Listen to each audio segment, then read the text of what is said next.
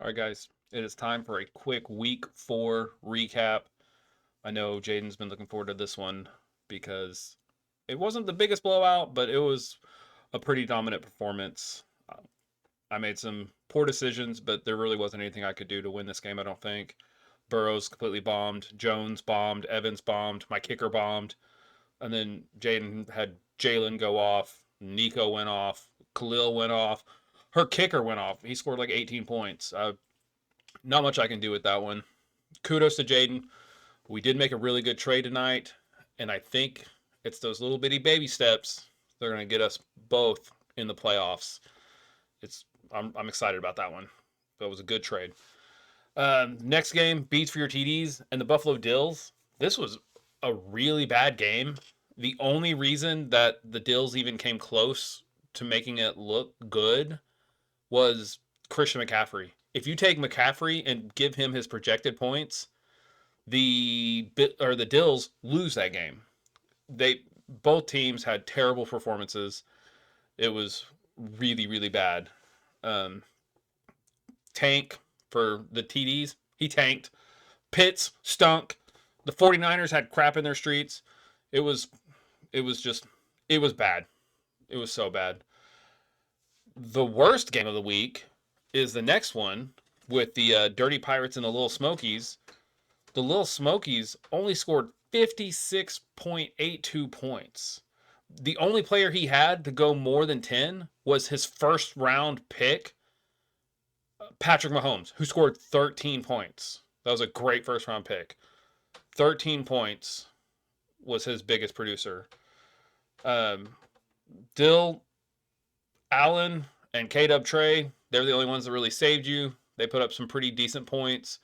And I'm only saying Kenneth Wilson saved. I mean, it really wasn't even that great of a performance, but Josh Allen had a pretty good performance. The Kings, once again, the Kings, they live and die with the Dallas D, and Dallas went off. Really, his whole team was awesome. 7 of the 9 players scored more than 10 points. Only one didn't score 9 points. Pretty solid performance from Maine. Washington, I don't know, man. You had a decent week last week. You were kind of in there after a pretty big week, and I don't just that's all I can say. You got to make those little baby trades. I'll look. You want to trade something with me? Let's go. Let's make our benches stronger. We'll win this thing with our benches. Last game, the Flint, Michigan Water and the Killer Snowmen. Um, Once again, giving Kelly two top 10 picks in the first 2 rounds because of the people that were in love with their quarterbacks allowed Kelly to take this game. Mark had 2 players that underperformed, and that was pretty much all she wrote. Mark should have won this game, but it is what it is. It happens.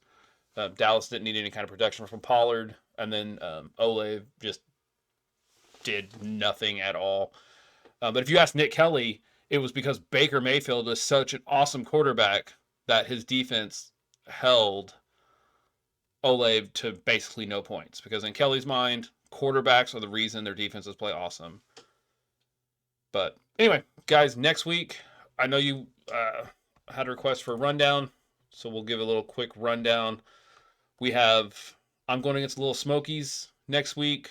I'm 1-3. They're 2-2. Right now, I'm projected to win.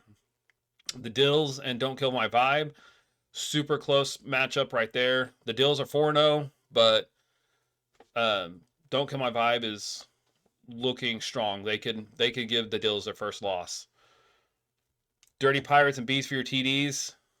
You guys need to make some moves before this game gets interesting. It's right now.